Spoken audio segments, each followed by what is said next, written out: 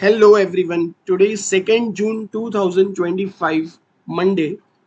ये वीडियो के अंदर मैं एक आपके साथ कंसेप्ट लेके आया हूँ that is golden crossover. Golden crossover तो आप सब लोगों ने सुना होगा कि जहाँ पे दो सिंपल एवरेजेस होती हैं 50 एंड 200 डेज की, और जब भी 50 डेज की एवरेज 200 डेज की एवरेज को कट करती है तब एक क्रॉसओवर जो बनता है उसको हम लोग गोल्डन क्रॉसओवर कहते हैं। तो ये तो बहुत सिंपल चीज़ है।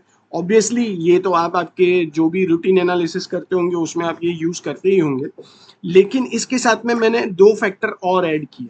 ये वीडियो बनाने का पर्पस एक ही है कि जैसे आप क्रॉसओवर की कोई भी आपके क्वेरी या स्टडी आप यूज करते हो, सम टाइम आपको लगता है कि क्वेरी में रिजल्ट्स तो आते हैं लेकिन उसके बाद स्टॉक घूम जाते हैं, तो वहां आप दो चीजें आपके लाइक एनालिसिस के अंदर ऐड कर सकते हो जो आपका ये जो फेलियर के जो फैक्टर्स हैं उसको बहुत हद तक मिनिमाइज कर देगा। कैसे, वो मैं आपको बताता हूँ। आपने गोल्डन क्रॉसओवर चार्ट पे कभी देख लिया, उसके साथ में आप क्या करिए, एवरेज वॉल्यूम को भी यूज करिए। ये वीडियो में मैंने क्या किया है, गोल्डन क्रॉसओवर के साथ में मैंने 21 दिन का वॉल्यूम का एवरेज लिया है कि जहां पे कोई स्टॉक ऐसा हो जहां पे क्रॉसओवर भी बनता हो, गोल्डन क्रॉसओवर भी बनता हो, और जिसमें 21 दिन का वॉल्यूम जो एवरेज वॉल्यूम है वो भी मुझे ब्रेकआउट मिलता हो।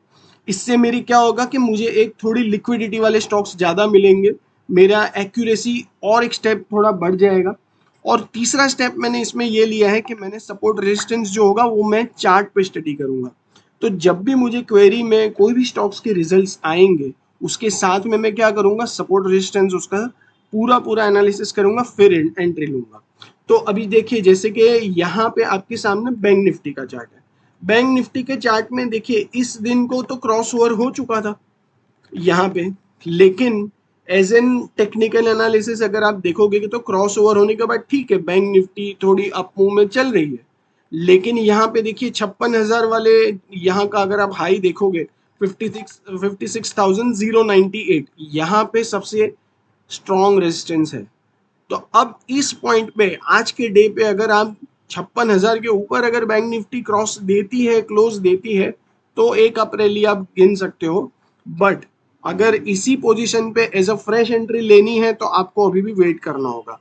तो ये तो हुई मान लो बैंक निफ्टी की बात। अब मैं यही स्टडी को, यही क्वेरी को 3 दिन पीछे रन करके देखता हूँ, तो हमें को अगर कोई स्टॉक मिल जाते हैं तो हम स्टडी कर सकते हैं। देखिए जैसे एक बलराम चीनी हमें मिल गया है यहाँ पे। अब देखिए यहाँ पे क्रॉस ओवर हुआ है इस बार इस पर्टिकुलर कैंडल के ऊपर।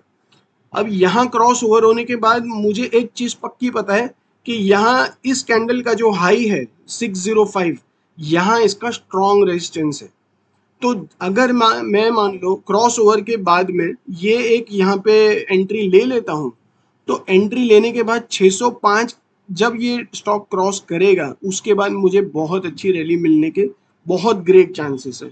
अब ये सिंपल यही चीज को मैं थोड़ा अगर ये इसी चार्ट के ऊपर थोड़ा यहाँ पे अगर इसको अंडरस्टैंड करने की कोशिश करूंगा, देखिए ये वाला जोन है, तो ये मुझे काफी अच्छी रैली मिली है यहाँ पे।